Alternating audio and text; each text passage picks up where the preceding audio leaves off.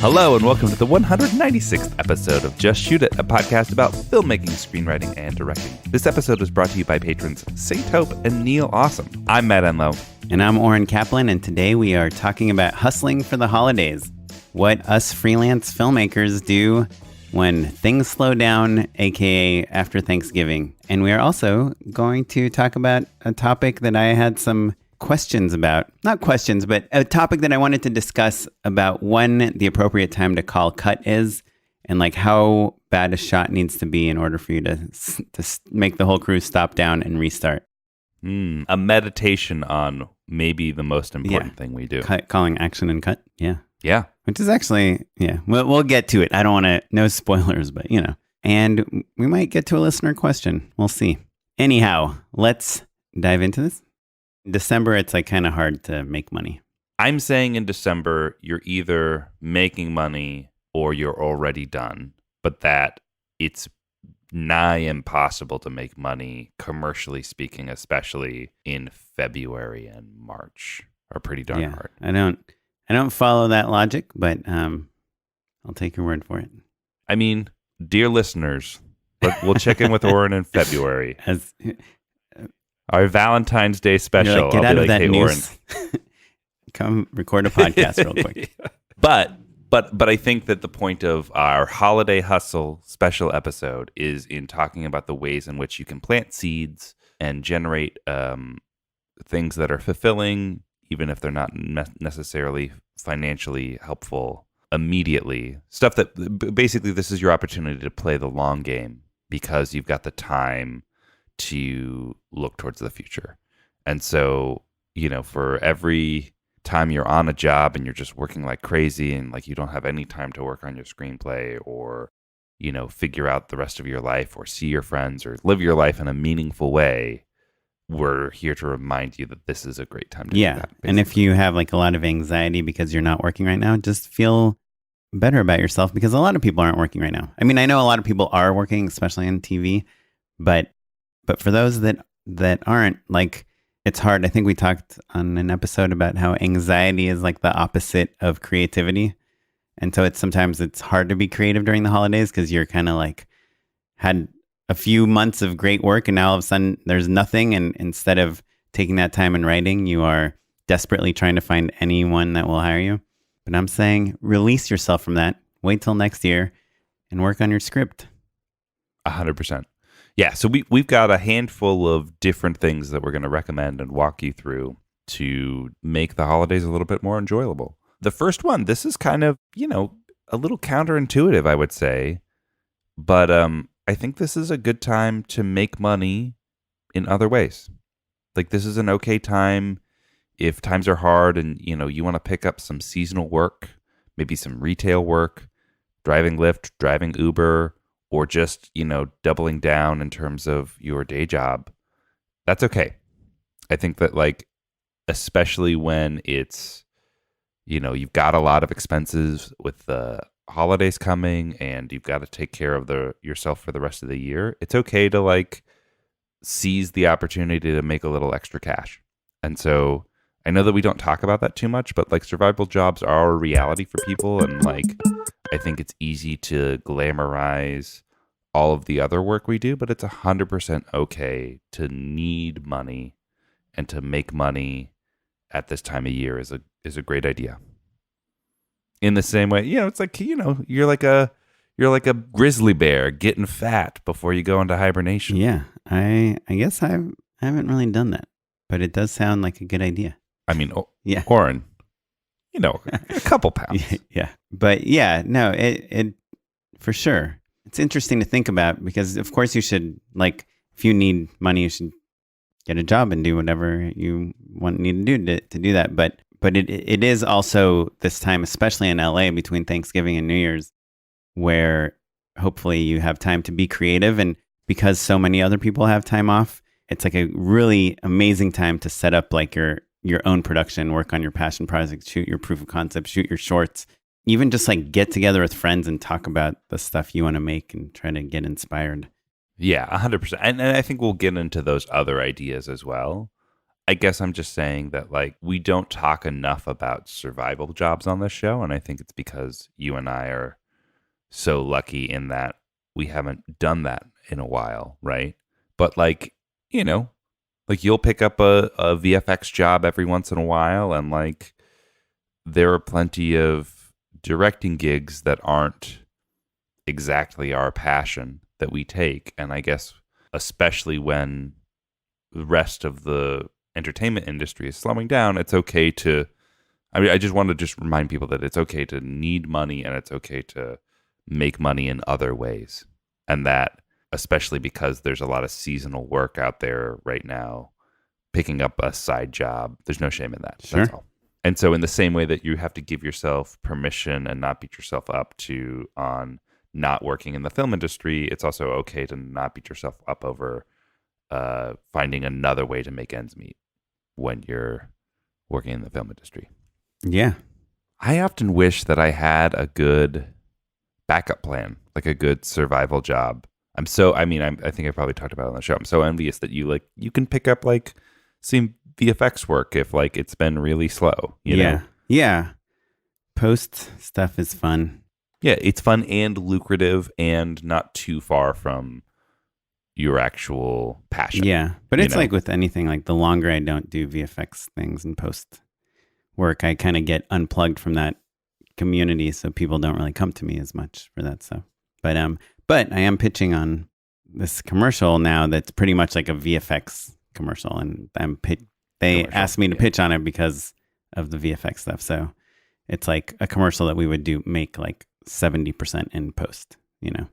But yeah, I guess like the other thing you can do, it's not on our list, but that's kind of related, is like, it's like honing your other skills, like your non-film making skills. Mm-hmm. Sure. What I'm saying is that like a lot of times as we're kind of inundated in this film world and just like reading and talking and podcasting about like writing and shots and all this stuff, like we lose track of like painting or music or kind of other things. And refilling the well, I like to call it. Yeah. Yeah. Yeah. Go to a museum, hang out, go to the beach, think about life. Yeah. Okay. Enough with the pointless recommendations we're making. Let's move on to something a little more concrete.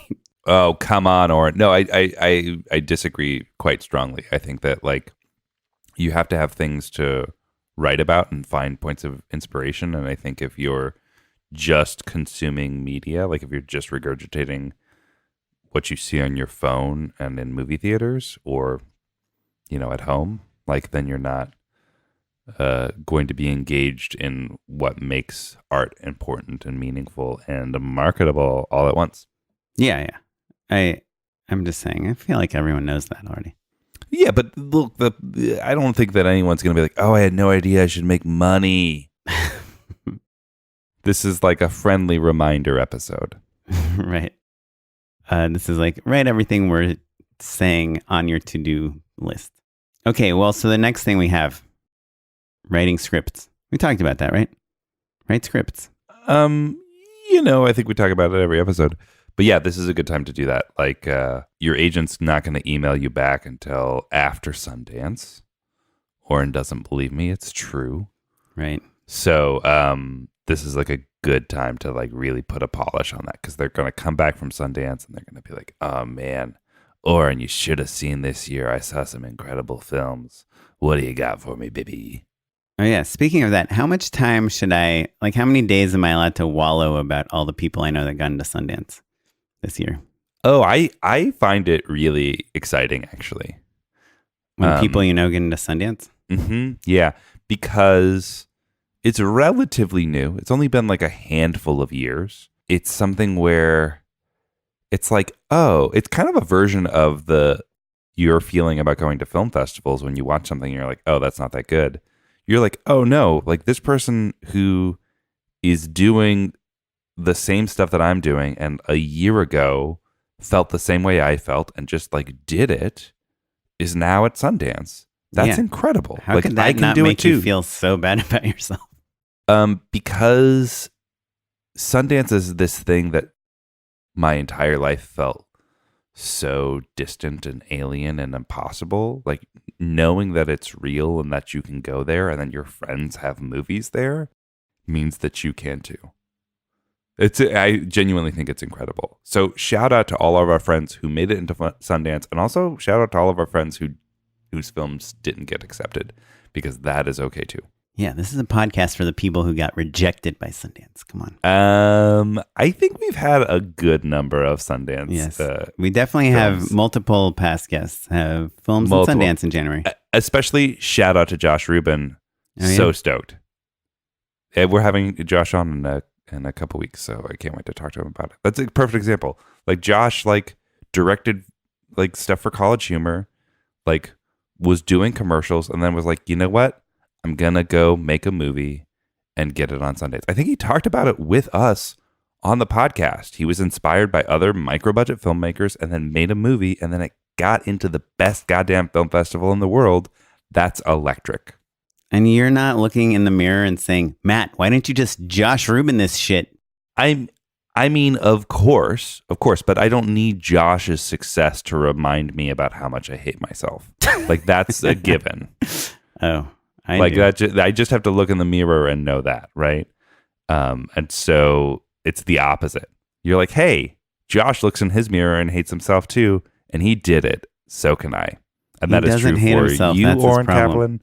Well, we'll talk about that. I guarantee he'll tell you otherwise. Okay. Well, next. In an impression of Robin Williams. It'll be great. Shoot something, right? Mm-hmm. Yeah, just shoot it. I'm going to try to record something. My scripted podcast. Your script by the end of the year? Yeah. Hopefully like next week. Let me tell you this. I think like that end of the year deadline is really powerful because, I mean, there's something like elemental about it, right? Like the world is going to sleep and is going to wake up in the new year, and you want to have planted those seeds. So I say go for it. My wife, I realized the movie that we are fundraising for and are going to shoot in a matter of weeks at this point. She wrote it during Christmas break. She finished it on New Year's Eve. Oh, wow. That's pretty cool. Yeah. She's like, I just got to have a reason to celebrate tonight. Well, she did. She was like, I got to get out of here. I promised myself I was going to finish the script. I've got one night left. I'll see you in a couple hours. That's so awesome. And she deep worked it. Yeah. Listen, I wish I had your wife's discipline. Sure, me too. It's a good time to shoot stuff because people are available. And if anyone says, how much money do you have to pay me? Just say, everyone is in the giving spirit. Whatever you can give helps. You cut your hair and then they give you a comb. That's how it works, right? The gift of the Maggie. Is that a reference to some comic book I don't know about? No, that is a classic Christmas story, The Gift of the Magi. Oh, sorry. I'm a cup. Fair enough. Yeah. Well, cool. What else? Rest you wrote here on your list of things to do during the holidays? Yeah. So our good friend Rebecca Green had a great email newsletter that I cannot recommend enough to everyone, dear producer, about giving yourself time to really recuperate, because I think we're all workaholics and we're all obsessed with our own success and futures and livelihoods. And so it's easy to get caught up in that grind, and you're not going to be as good at like the best artist that you can be if you don't give yourself a minute to rest. So like sleep in a little bit. Like we said, refill the well, consume some art, enjoy your family, connect with people, wax nostalgic in your hometown if you're going back to your childhood roots, rest up. Oh yeah, if you are going back home, shoot something there. That's the best place. I just subscribed to the Dear Producer email list. Dude, I'm not well a robot. done. Now I'll know what you're talking about finally. Yeah, she just sends you like a great little blurb and then a bunch of awesome links that you should have read. And even better, she gives you a synopsis of all of those links in case you don't have time to read all of them. Well, that's good, because I feel like I haven't been distracted enough. I've been working too hard, been too efficient. I need more emails to more articles, because I only have 8,000 tabs open on my browser right now. Here's the thing. I need to These hit are some of the 10,000. best ones. These are some of the best ones. You could not be on Facebook and Twitter and just read her digestive articles and be good to go. Okay, great. Okay, Yeah, pretty great. so rest, you said. That's just hang out. Oh yeah, that's what Rebecca Green said. Mm-hmm. We should just do nothing. Yeah. That is not my recommendation. It's the number one recipe for getting nothing done. Listen, you can set a timeline for yourself. It's not like you should rest until Valentine's Day.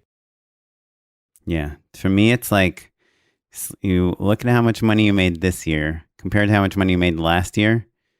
And for every percent that you made more this year, you can take a day off. Mm-hmm.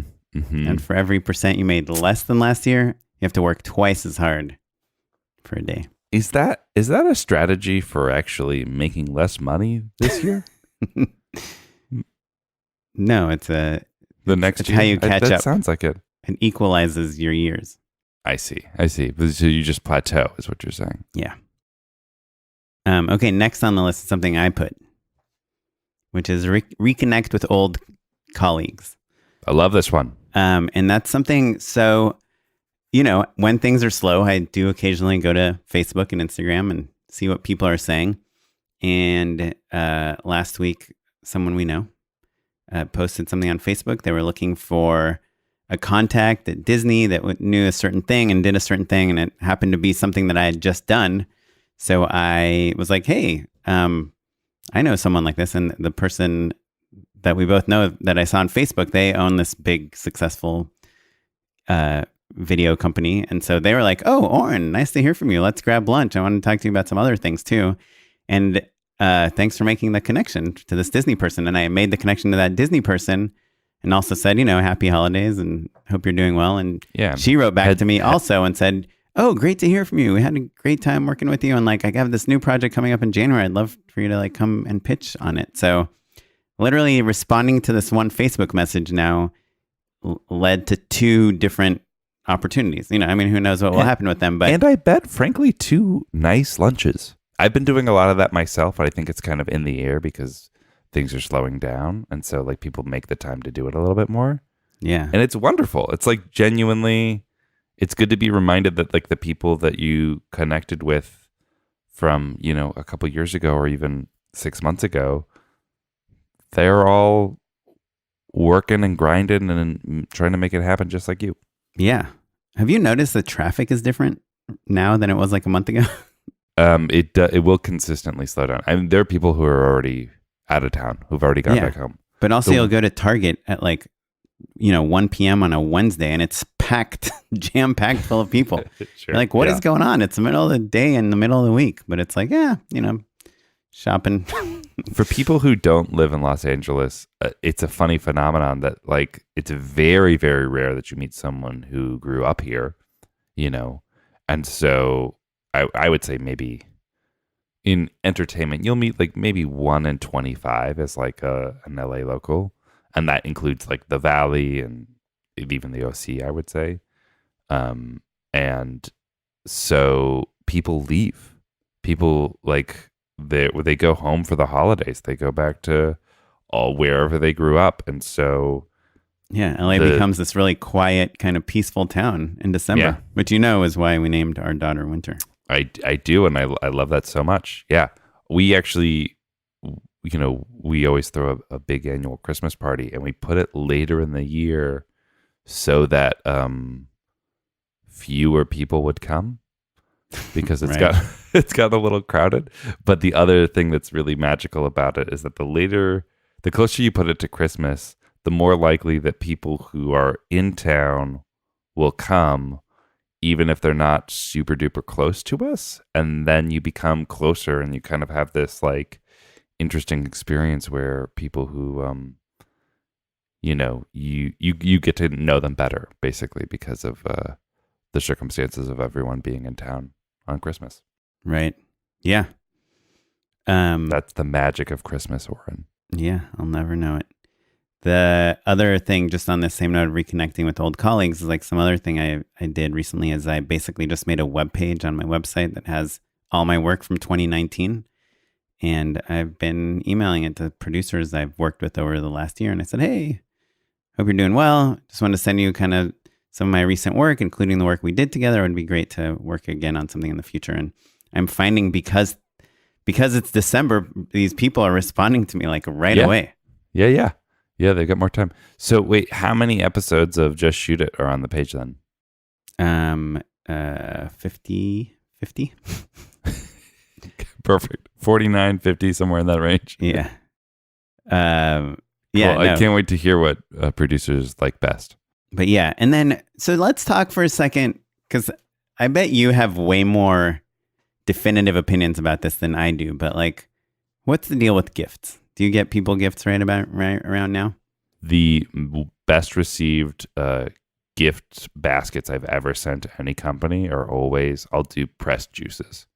I'll do like a bunch of pressed juices. It's important to me that when I send gifts to a company, that there's enough that you can share it with the office. Because if you just send like, an executive, like a nice bottle of scotch or something like that, having been lower on the totem pole, oftentimes they're just like, I'm not going to drink this garbage. Right. It's Black Label. And then like they hand it out to the assistants or whatever. And then there's like a little bit of like competition between people. I just want everyone in the office to be like, oh boy, who gave us these juices? Oh, Matt Schmenlow? Don't know him. And then enjoy their, I green prefer machine or seeing a whatever. bunch of drunk assistants walking around. So other than me, who are you sending gifts to? I oftentimes I'll send one to my agent, but I like to do it actually after they're back from the break. Okay. Because it's a little easier to be memorable then. I will send cookies to offices. I usually send them to College Humor. It's been kind of a while since I've been over there, so like not enough people would recognize my name anymore for it to make sense. Not that I don't think they're great, but I don't know. It's because it can get expensive too. Like a cookie basket, like cookies and milk, which I think is a really fun one, or a bunch of cold pressed juices. That's going to be at least $50 plus a delivery fee. Yeah. So it adds up fast. But I guess maybe kind of the unifying theme of everything we're talking about here is that the holidays are just like a great excuse to reconnect with people. Someone you worked 100%. with in the past, someone you almost worked with, someone you met at a party and they said, oh, we should talk at some point, and then you never talk to them. Like, it's the holidays. It's like a good time to say, hey, just wanted to say happy holidays, check in with you, give you a summary of my year or whatever. And it's, obviously be genuine and not pandering and not weird, but it's a good time for that. Another thing. 100%. I would say I've been on a streak of like seeing a lot of people for coffee, and it's really you seem made really my life better. caffeinated. Yeah, I'm like so jacked up, but no, genuinely, like it's been really nice to like see people and connect with them, and it's been fun. Cool. I'm glad one of us is having fun. You should go to more coffees. I will say there was an old sketch group of filmmakers that now are still working plenty, called Team Tiger Awesome, and they sent Adam Films, Adam.com, the old company that I worked at, a gift basket. And I remember they sent a bunch of condoms with their business card safety pinned through the center of it. Oh, that's funny. And it was so funny. Yeah, it really made me. I mean, that's like a 10-year-old joke. It's so funny. Yeah. Well, let me ask you this, the question that is always on my mind. Do you think not sending a gift, like you don't send your manager or your lawyer or like a producer or a company you work with a gift, do you think that is a negative thing? Like, is sending the gift just kind of saying like, hey, I appreciate our relationship and I'm showing it to you by sending you a gift and wishing you happy holidays? Or is it a mandatory thing in Hollywood to send gifts? I think that places like law offices and agencies, they get sent so much stuff that I think it's pretty easy to not be noticed. Like there's just, the conference room is just filled with gift baskets, and so like there's so many people sending so many different things that they kind of just are like, every agent is like, oh my God, I'm getting fat. I got to put this gift basket in the conference room and let the, interns we barely pay, get to eat the shortbread cookies that Enlo delivered or whatever. So like, I think that they don't hold it against you, but if like you're thoughtful and smart and like send something good, who doesn't like receiving a gift that is nice, Yeah. That's why I like to do it in the new year, actually, is because you get to stand out a little bit more. And, you get to think through like, oh, what worked really well? Like, what did my friend get that they were talking about? I think flowers are really nice. Potted plants are really nice. Things that last, I think people genuinely Hollywood is surprise, an image conscious town. So like, if people know that they're going to be eating and drinking more than normal, like they kind of don't want a bunch of sweets. Right. Well, this year I already sent all my gifts out to everyone, and I basically just sent them Just Shoot It podcast hats. Yeah. And like heavy creamer just to like with sugar to drink, right? Yum. Along with the hat? Yeah. Or maybe some butter. I'm just saying like liquid fat is what I'm getting at here, Oren. Oh, okay.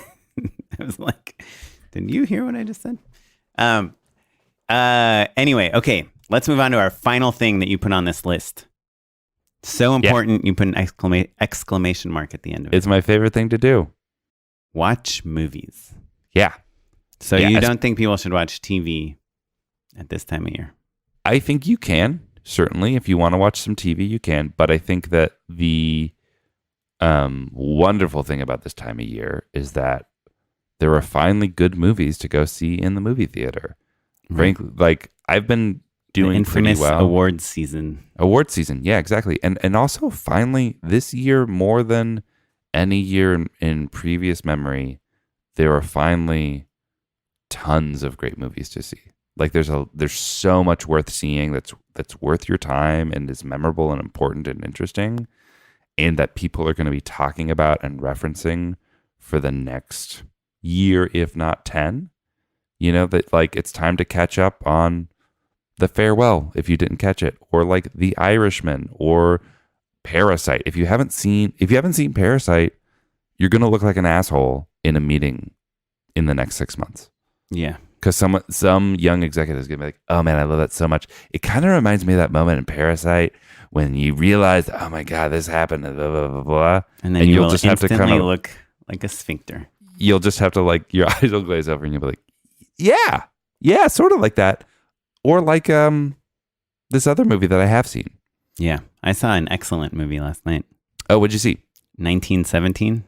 Oh. Sam Mendes. Fuck, yeah. Wait, did you see an advanced screening? It's not released yet. No, screener.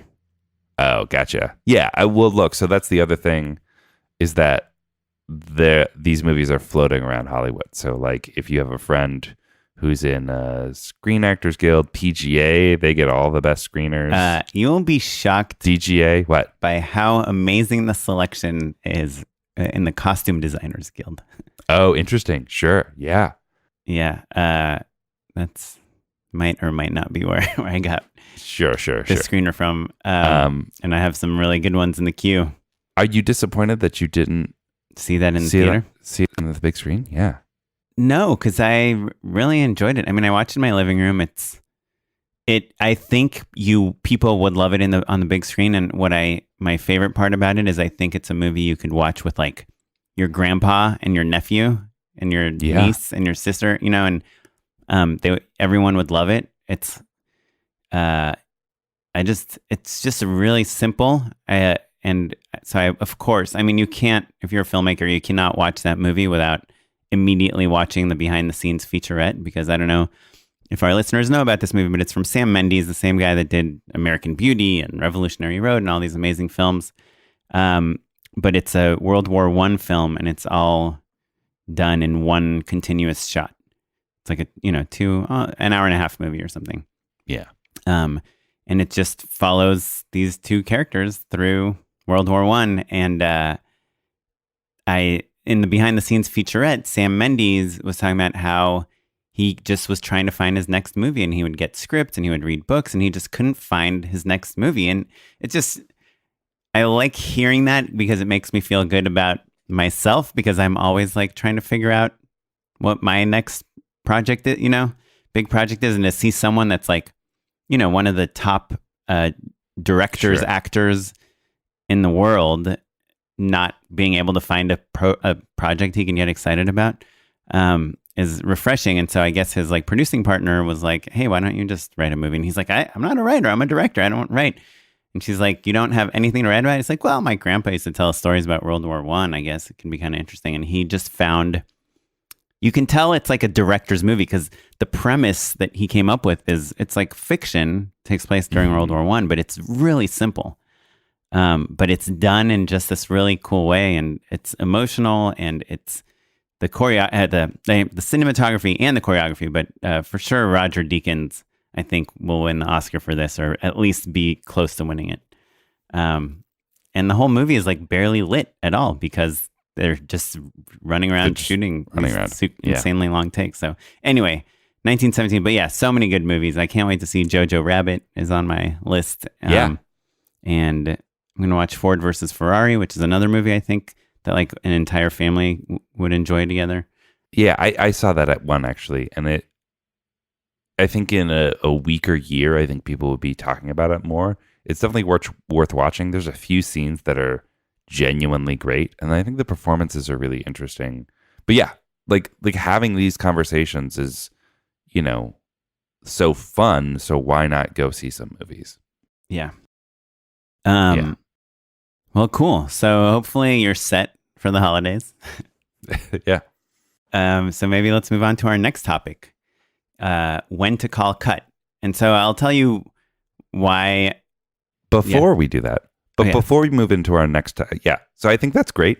I think we've solved everyone's listless holiday anxiety, and they get to enjoy their family and their friends and their art a little bit more. And let's move on to our next topic. Before we get into our next topic, I just wanted to remind people that we have a Patreon page, patreon.com/justshootitpod. It's actually been really popular. We need to engage with our patrons more, I feel like, because they're so awesome.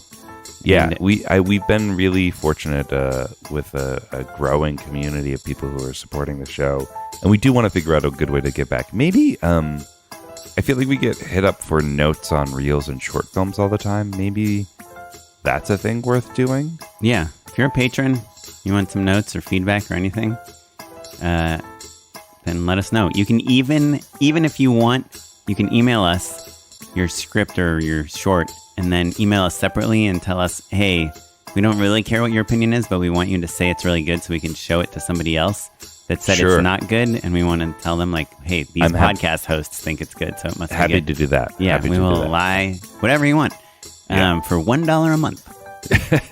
Yeah, nothing super long, or just we won't have time to get to it, but short scripts, reels, that's a perfect runtime for our attention span. And if you have sent us some and we haven't responded to you yet, we apologize, but we will. But I do want to remind people, if you pledge $10 a month, even if it's just for 1 month, we will mail you a hat.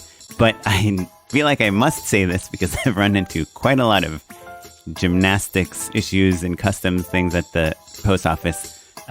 We will mail you the hat at our expense if you live in the United States. If you live in a different country, we might need to figure out the postage a little bit with you first, just because I have routinely spent like $30 mailing a $10 hat and $5 worth of packaging for someone who has pledged $10 and then their credit card doesn't go through. So the net profit of negative $40. Listen, Oren, if you thought podcasting was a money-making prospect, you're a real chump. Okay, anyway, patreon.com/justshootitpod. We really appreciate it. Check it out. And back to our show. So this next thing I wanted to talk to you about, Matt, is when to call cut. As a director, we teased this at the beginning of the episode. A lot of people think of our jobs as saying action and cut. And I think one of the things that people learn early on in their directing career is that they shouldn't say cut too fast at the end of a take, because you always want tails. There's no harm in having extra stuff at the end of your take, but there is harm in not having enough of a tail end to your take. So saying cut late, I think, is something that most people do.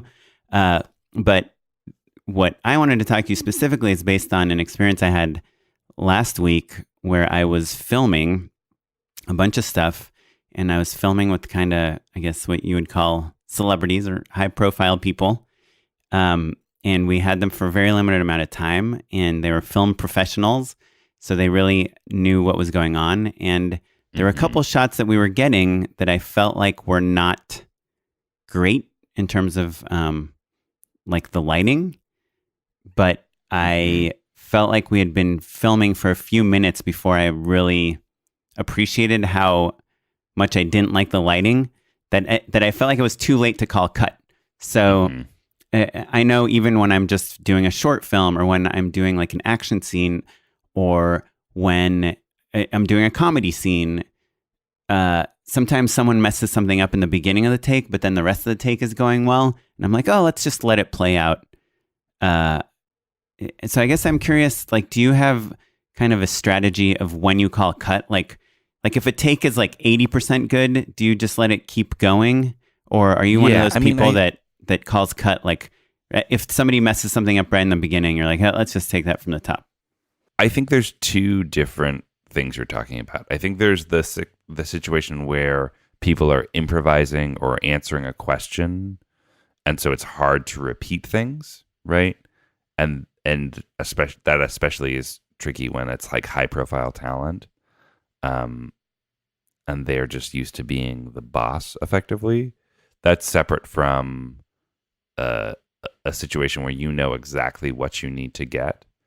So starting with the second half first, if it's something where I know that the problem is going to ruin the rest of the take, I call cut as soon as I possibly can. So like the best example is like someone's collar is flipped up weird. You know what I mean? And like you're worried that like, oh, this actor is really like putting their heart and soul into things, and they're getting going, and they're building momentum, and you're like, should I let them keep going or whatever? If they're what if you're 80% into the take and then you notice their collar is flipped up weird? Do you let them go all the way to the end, or do you just cut it? At 80%, how long is the take overall? Is it 80% of a 10-minute take? No, it's 80% of like a 30-second take, and this take has a dolly move that starts at the beginning and is pushing in the entire time. And maybe you didn't notice it at first because you started really wide. 80% is a really hard time. I would say 60, 70% and before, I call cut. Because you're wasting everyone's time. And like, you know, you're wasting their energy too. And like, they're professionals. They'll get back into it. I think you just say, hey, cut, I'm so sorry. Let's fix your collar real quick. Maybe I'll just do it real fast. You were doing so great. I'd like reassure them, and I'd say, okay, going again right away. Let's do it. Action. Right. Like just get back into it as fast as you can. When it's something where like, I guess the reason I brought up the dolly is because I think resetting is not so fast. Resetting is like a 2-minute thing. And also a lot of times, you know, the first take where we're rolling, even though things are being messed up, I kind of want to do it all the way to the end so I can catch any other things that might mess up. Fair enough. 90%. If it's the first take, you're right. Yeah, that's true. Yeah, like getting through a take, you know, oftentimes I'll roll on rehearsal and I'll say, hey, let's make a mistake. And that means that, like, you know, sometimes there'll be those great little beats or moments here or there. You'll figure things out. But if we're a couple takes deep and I realize there's something that makes the take unusable, I'll cut sooner than later. Yeah. Right. I guess something that happens a lot, it probably happens to you a lot too, but I do a lot of like visual comedy stuff where it's like, hey, you're going to pop this balloon, all this confetti is going to fly all over the place. And then this other person is going to walk into frame and, you know, into an over the shoulder shot and say this line.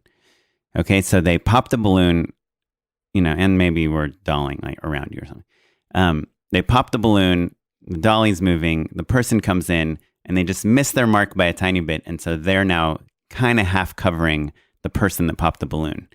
But I know resetting this take is going to take us like 20 minutes. We got to vacuum it all up. We got to put the confetti back in. And so I don't think I'm right in this. I think I'm actually wrong, but I have a tendency to let things keep running. And because I like editing a lot and I'm always like, well, we could use the head of this shot and then the tail. And then maybe I'll just like literally off camera, like kind of grab like an actor's shirt and like just tug them over to the right a little bit, like I'll try to. Well, that's different though, right? Like you're fixing things so that there are pieces of it that you can use. And what I'm saying is that sometimes you're in a situation where like the balloon pops, but the confetti didn't land in where you wanted it to land. Yeah, or the balloon is still whole and is just slowly leaking. Right. The shot's ruined, right? So call cut and fix it. Right. And the hard thing also is that like sometimes an actor won't be aware of what's causing the problem. Like they're stacking and they're blocking the person, right? Mm-hmm. So like you keep doing it and you're like, I'm so sorry, take a step back. But still mentally they know that they've like done full takes a couple times. So it feels like they've done it already. Right. Even though none of those shots are actually usable is another thing that you're sort of battling. Yeah. Have you ever been at the monitor and you're doing like kind of a longer take? It's like a comedy scene and there's like 2 pages of dialogue and people are talking to each other and moving around and some blocking and the camera's moving. And your script supervisor or some producer or some PA that just walked in to the room is pointing at the monitor like very violently at something. And you're like, what? You're trying to pay attention to the scene. You're like, what are you pointing at? Like, what are you pointing at? What's wrong with you? And what they're are you like, doing? there's a reflection in the glasses. You can see the light. And you're like, I've been in that situation so many times. And it's like, okay, there is a reflection. I obviously didn't notice it because you're pointing it out to me. Now I'm not paying attention to the actors. Now I feel like I need to do another take and acknowledge, even though maybe it doesn't even matter that there's this reflection there, and those are the situations. Reflections in glasses is such a perfect example because it's like, yeah, there are reflections in real life. And sometimes you're like, what's being reflected is literally the light, the chandelier that we see in the scene. It's okay. Like, right.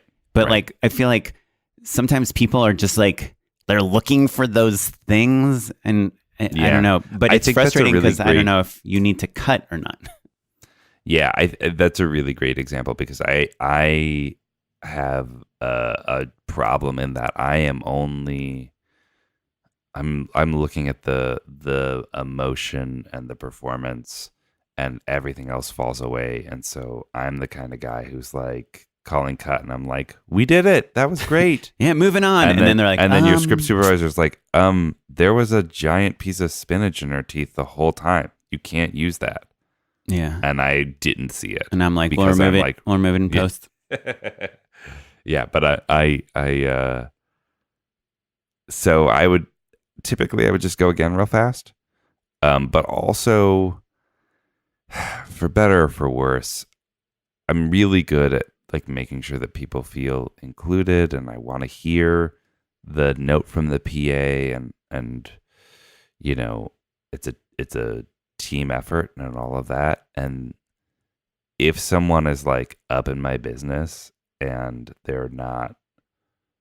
don't have the authority to be, I can't help it. Sometimes I'll throw like some real withering looks. And so like if a PA was like pointing at the monitor to be like, oh, there's a reflection, my stink face, like my like backup face, or like silent, like single finger batting them away, right, is enough. Unfortunately brutal. Yeah. Right. And I guess to me it's like, if it's a reflection, something like that is not something I'm noticing, just wait till the end of the take to tell me about it. Hey, by the way, there was a reflection here. I don't know if you care about it or not. Like, don't act like you are giving me the reason to say cut. You know what I mean? Yeah, definitely. Because I'm not looking for a reason to say cut. Let's talk actually about, I think, the previous example, because I think we both have had experiences where you're dealing with high-end talent, right? You have to treat with kid gloves. Well, you have a shoot tomorrow with someone that's very famous, so famous, in fact, that there's certain ways that this person's reps want you to address them. What if you're doing a take and you're 20 seconds in and you want to adjust something? Like, is your person tomorrow, your talent tomorrow, someone that you feel comfortable like saying like, hey, let's pause that for a second, just in the middle of a take. Like, can you take 2 steps to your left? Sorry, that there's a weird light in your face. I think I would probably let this performer finish up. And I'd be like, hey, that's so great. I think we got it this way. Let me just tweak something real quick. You do me a favor and take a step to your left. But that being said, I get 2 hours with this performer. So like, time is money. You know, like for every single take that I do that's not perfect Usable. or that I don't stop short, for every take that's not usable, is one less take in a pretty tight window. So, you know, I think, look, everybody's a professional, and I think you have to like read their persona. You have to do a lot of prep. You have to like teach them why they should trust you. Let me ask you this. Are you going to have a stand-in tomorrow? No. So tomorrow when you're working with this high-profile person, and I think it's probably worth mentioning that this person is very famous, but they are not like known to be an 100%. actor. They not are famous media trained in quite the same way. Yeah. They've been on camera a bazillion times, but not as an actor. And are you going to say like, hey, do you mind standing here for a few minutes while we tweak the lights and get everything in position? And then are you going to rehearse it, or are you just going to kind of roll with it? Roll with it. Yeah. I think you filmed with President Barack Obama, which is probably that type of person. Sure. Yeah. Well, the thing about a person like Barack Ex-president, Obama, I guess. Sorry. Well, they still refer to him as Mr. President. Oh. Anyway, the thing about him is that I didn't need to say a thing. You know, like I set everything up for him. I was like, this is camera A, this is camera B, teleprompter, whatever. I'd worked all of the teleprompter cues with the person that it's done. And you didn't have a thousands of stand-in? speeches with him. No. He sat down. We adjusted lights for 2 minutes tops. He nailed it in basically one take. Shook everyone's hand, made a few jokes, and then we all went and took a photo together. Right. Yeah, because my issue with my person last week was that they, first of all, were wearing something that did not look good on camera. They were wearing their own personal clothes. Mm-hmm. And we didn't really have much control over that. And second of all, while they sat down and I was talking to them and telling them what we were going to do and preparing them for everything, they were looking at me, and I was standing kind of to the right of the camera, next to the light, and they looked really great, looking straight into the light. And I went to the video village and was like, "Okay, let's shoot this, let's roll." And it was, a long conversation. It was like we rolled for like 30 minutes. So, and this is Q&A style, right? So they don't have lines. It's not like, "Hey, can we go ahead and take that one again?" It's a lot harder. Yeah, It's not like a teleprompter. They're saying it's kind of like interviewing them in a way. So then when I was at the monitor, I noticed, hey, when they were looking at me, they looked great. But now that they are not looking where I was standing, they're looking in a totally different direction. The lighting is just not looking very good. And I was talking to the gaffer there, like, the gaffer was trying to convince me that because we're shooting in a log, like, and this looks really dark, we'll be able to brighten it. But, you know, I understand enough about that stuff where I know we could do it, but I couldn't figure out if it was bad enough for us to stop filming and lose all the stuff that we had shot up until then. You know what I mean? Yeah. And we've talked about this a little bit. I think it's a really hard thing for you, Oren Kaplan, because I know that your standards and your ability to articulate those standards, and also your experience in how one loses control of the image chain in post, all dictates the fact that things weren't up to exactly what you wanted. But also, I don't think that your average producer or executive would be able to articulate why your footage didn't feel A+ the way you knew you could make it. Right. And I also knew that it was a very simple solution. Pretty much like we needed more fill light on this actor. One side of their face was very dark when they looked in a certain direction, which they Right, were looking right. at a lot. But I didn't want to say like, hey, famous actor person that was Hey, Mr. A-list on the who's being fence generous. with even Yeah, giving yeah. us their time. Everything you just did, we're going to throw away all this deep stuff you just said, because Right. I feel like one side of your face needs to be a little bit brighter. And I also, by the way, don't want to call out the fact that I think what we filmed makes you not look good, you know? Right.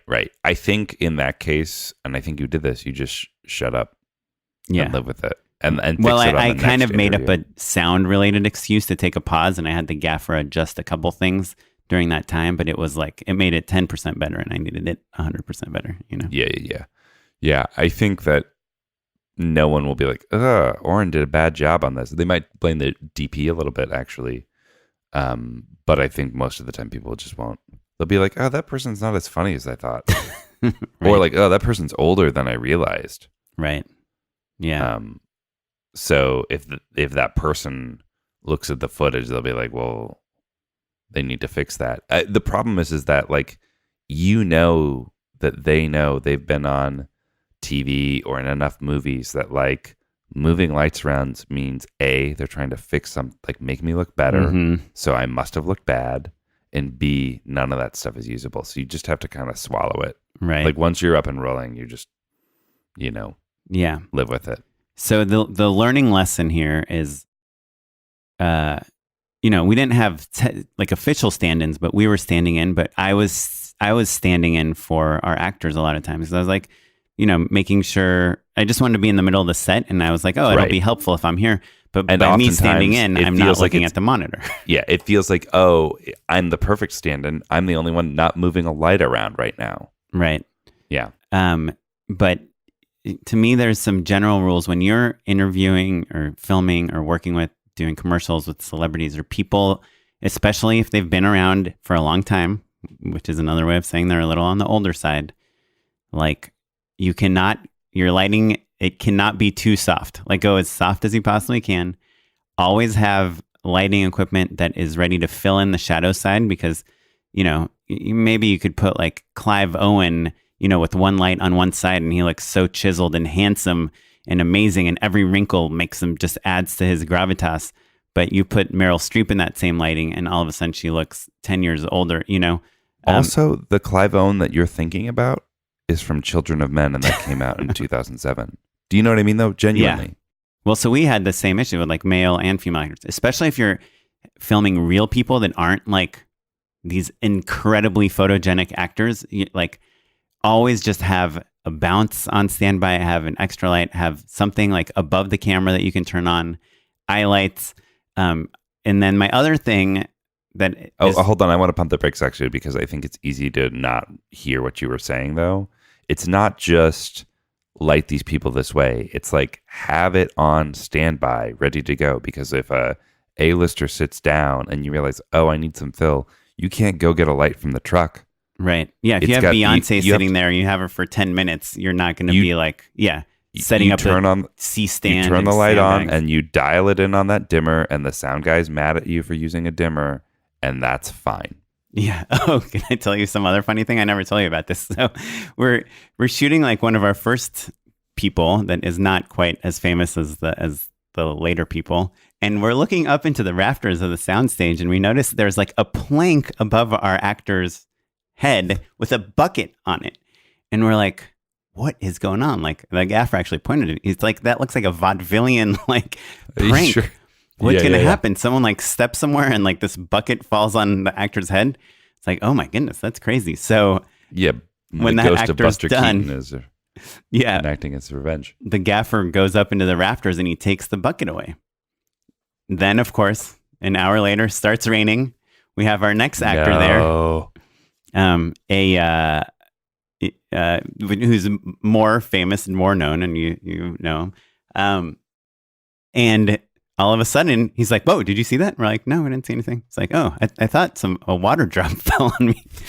Anyway, the entire interview, water drop, and the actor after him, and we're like, "Oh my God, we're so sorry." He's like, "It's okay. I'm just gonna like, if I make a weird face, that's why I'm doing it." because it's just a bead of water hit me. And I was like, well, the next actor is a very, I'm just going to say it's John Malkovich is the person after you. And I was like, do you think John Malkovich is going to mind if this water drops on him? And he's like, I would fix this before John Malkovich. Yeah.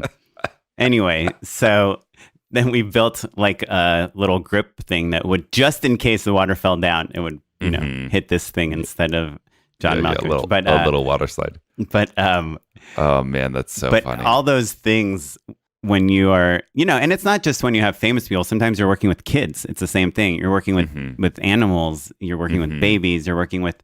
You have to shoot the scene, but the train is. You're waiting for the train to come past in the background. Basically, or a bird anyone or an whose time is precious. Yeah. Right. So, like, whether that's their attention span or their availability or their good graces, you know, you have to just be dialed in and ready for them. Yeah.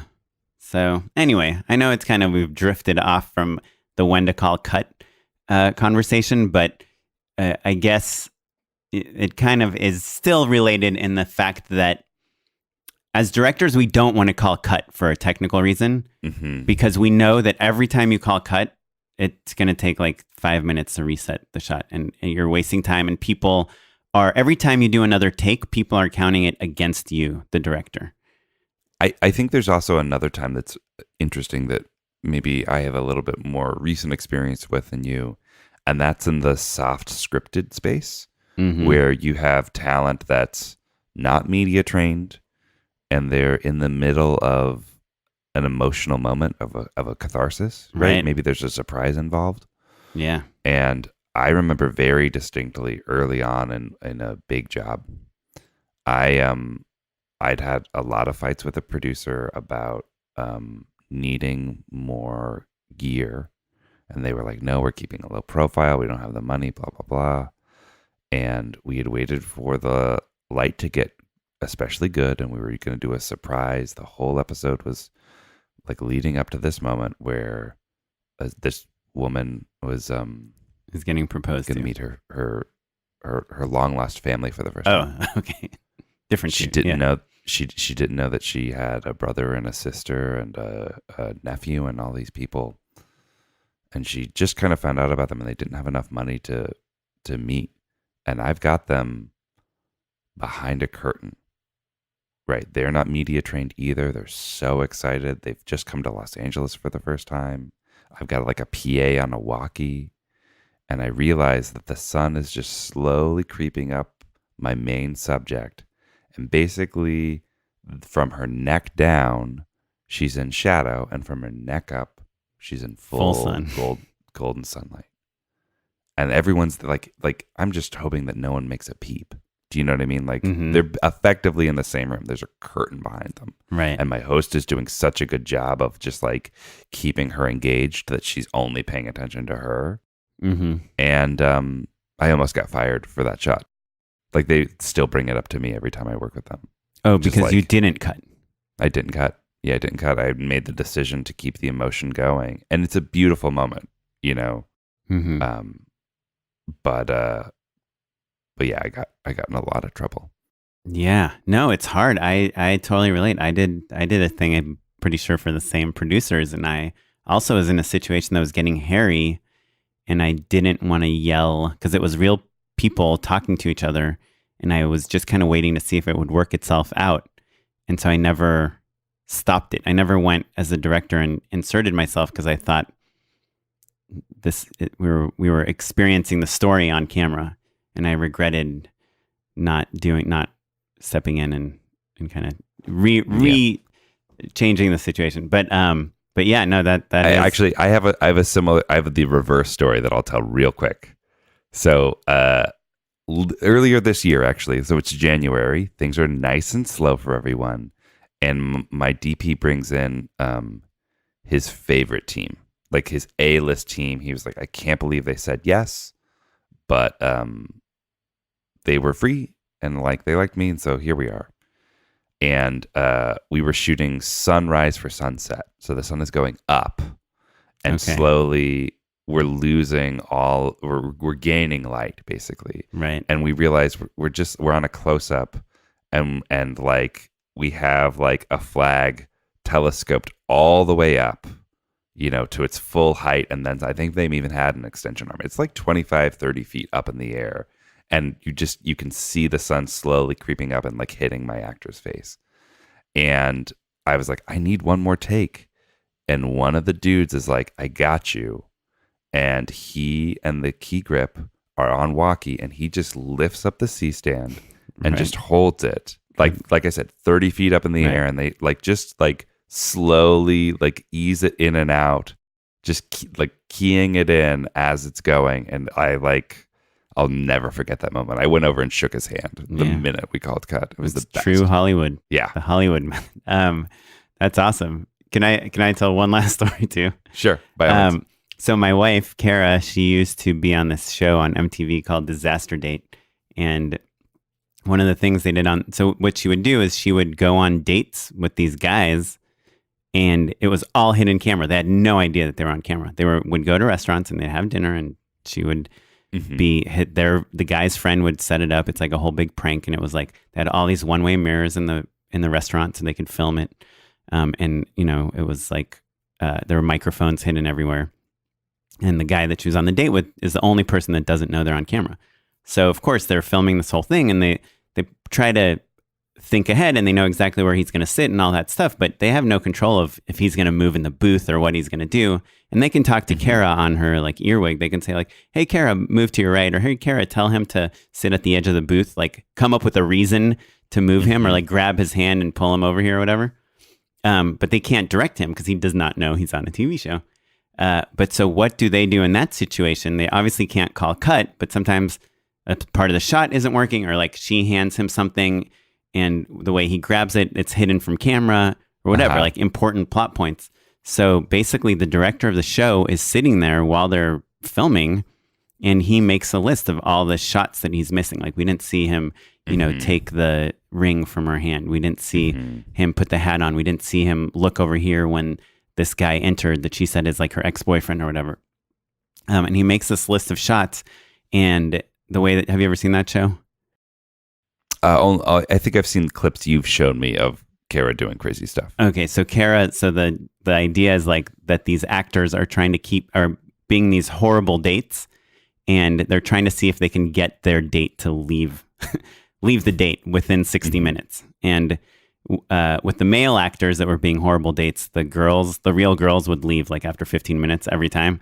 But the female actors that had to try to get the guys to leave, they would never leave. The guys would never, ever, ever end a date early. So if they get to 60 minutes, what happens is the actress, Kara, would say, hey, by the way, I need to tell you something. I'm an actor. Everyone in here is an actor, and you're on Disaster Date. And then all the friends who was punking them would run out, and everyone would run out, and the crew would run out, and the producers would run to the actor, and they'd be like, hey, can you sign this real quick? Release form, okay. And then the director would come in and be like, hey, that was great. You were amazing. We didn't get a shot of you handing this thing. Can you hand camera guy? Can you come over here? Can you get this shot? And this person is in total shock. They did not know that they're on a TV show. Sure. Only one time was she ever on a date where the person started suspecting it, because he recognized some of the people from the show because he had watched the show. Yeah. But they literally are picking up these shots that they missed, just the little pieces, with a person that is, as they're shooting, realizing that they were tricked and were on a TV show. And the last few weeks that they've been corresponding with this person to go on a date with have all been fake. Anyway, but I always thought it was so awesome how the way it's also horrible, but interesting how they make up for the missing pieces of shots, the glue that they needed to make the scenes work with those real people. Similar sort of thing, actually. One last story, and then we'll go. Yeah. I've done a number of surprise proposals, and stop me if I've told this story on the show or to you already. So you always want to get the authentic reactions of the couple and everything, and just all the pure emotion, right? So most of the time when I'm doing that, we got a finite number of cameras, and so basically you're pointing, everything is more or less a close-up on the people who are about to get engaged. And then my plan is always, okay, do it. And then you come on out and you say like, that was so incredible. What if we did it again? And then you have them walk through the motions basically for your big wides. And it's like something where you're never really worried about getting the authentic performance pieces. It's the performance. You just want the geography of everything. And I bet you they're probably still so emotional at that point that they probably are giving good performances. They're even better. That's what's so incredible, because the first time around, you're like... They're like in shock, right? They're in this shock. They're like, what's my husband doing in this flash mob? Or my boyfriend doing in this flash mob? Wait, my parents are here? What? And then by the time they've proposed, then finally the emotion hits. And then they relive it 5 minutes later. They are more present and more potent. Half the time I'm like... I catch a glimpse of them and I'm like shouting into the walkie, like, somebody get me a close up of that face, because you realize that everyone is crying even more.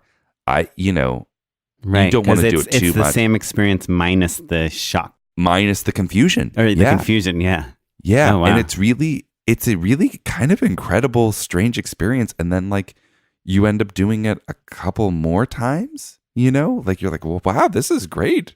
We're just getting better. That's really and smart. They really like it too. You know what I mean? Like it's such a strange. They're just constantly caught up in the emotion of it. And it's really, the experience of doing a surprise proposal is already quite emotional. Like you have gotten to know and like these people through interviews and all this stuff, and you meet their parents and like you're keeping this big secret from them, to then relive it with them multiple times. And also like I have the headset where I can hear all of the people talking. So like I can hear what they're saying to their father, like after they propose and stuff. It's very interesting. Yeah. I feel a little weird about it sometimes. Yeah, I can understand. When I used to work on Fear Factor, we would like be like, okay, can you just eat that tarantula one more time? No, one more time. We got another tarantula right here. Eat and that. Then they realize, oh, I'm actually eating a giant bug. This is so strange. Yeah.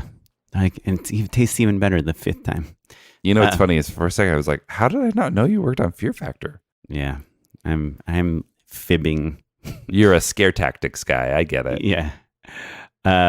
Okay. Well, it's been great chatting. If you have your own thoughts about when to call cut, we would love to hear them. And any interesting stories about calling cut, because it's one of our jobs is to call cut. And I've been on both sides of calling it too early and not calling it early enough. And people are looking at the director to kind of be the litmus test of, are we getting the right thing and can we move on? And so you also don't want to leave an actor hanging. Sometimes you'll just like let them keep going and let them see what they'll do. And they'll be like, well, can we cut? Like, I'm out of lines. Yeah. The worst is kids, because they'll be done with their dialogue and then they'll just like look right at the camera, like, look right at good? the camera, or right at you. Yeah. I will move my monitor to be closer to where their eye line is meant to be. Like I'll get behind the person they're talking to, or off to the side a little bit, so that they don't ruin it quite so much. And that happens for people of all ages, frankly. Yeah, all sorts of dumb kids in this industry. Well, cool. Should we do some unpaid endorsements? Unpaid endorsements. Oren, what you got? Okay, so, I don't know what's wrong with me. Part of my procrastination was over Thanksgiving, was Black Friday shopping. I've got a really good deal on these Sony noise canceling headphones that I'd read a lot of great reviews on. But what I've found do you have noise canceling headphones? No, man. I love, what are the ones that we use? Hold on.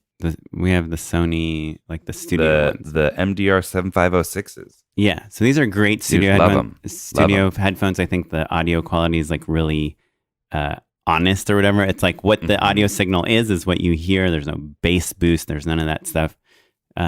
They're full, but the ones I got are kind of like more like the Bose Beats type of headphones.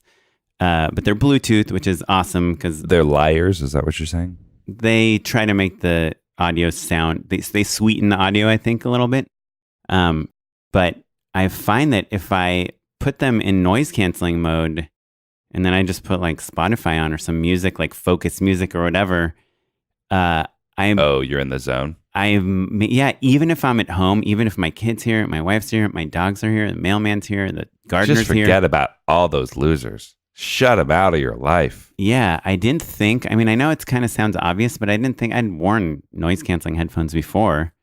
But I don't know, I found that like when I'm writing, if I like just put this music on, put these noise canceling headphones on, even if I'm at the Starbucks or whatever, I just, it's like makes me 30% more engaged with what I'm working on than if I'm just wearing regular headphones, or oftentimes I don't wear headphones at all and I'm just like hearing all sorts of interesting conversations around me, eavesdropping and stuff. Yeah. but I'm not focusing on anything I should be focusing on. So I don't know. The ones I got are the Sony WH-1000XM3s, and I don't know, a lot of people say they're like the best noise canceling headphones. They're kind of always up there with the Bose ones that people like too. So check them out. I really like them, and they're kind of big and bulky, and I was against carrying headphones with me to a coffee shop, but they're cool.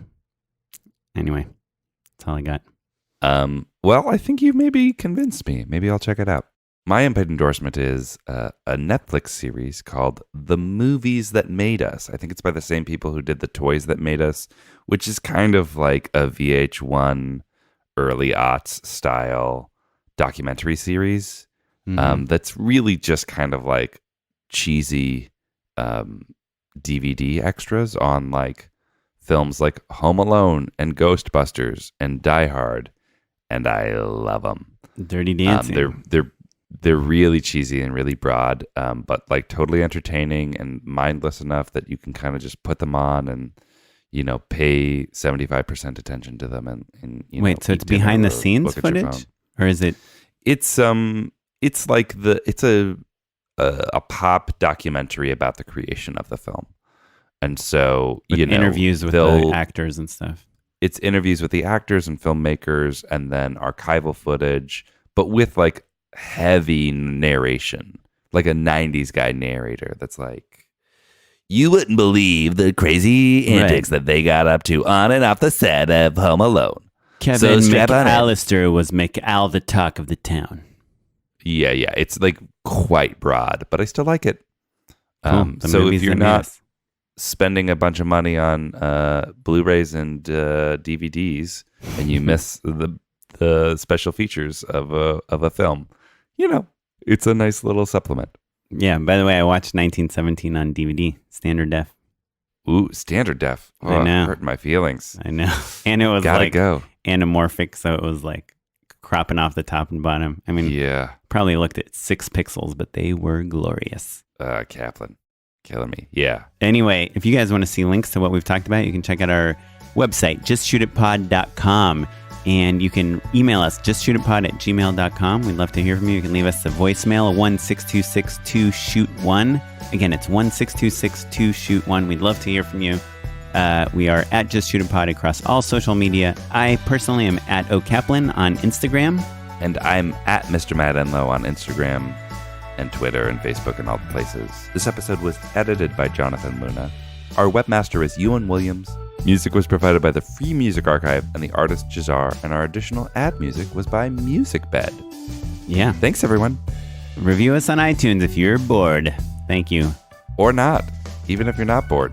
Just do it. If you're not bored. Thanks, everyone. Bye. Bye.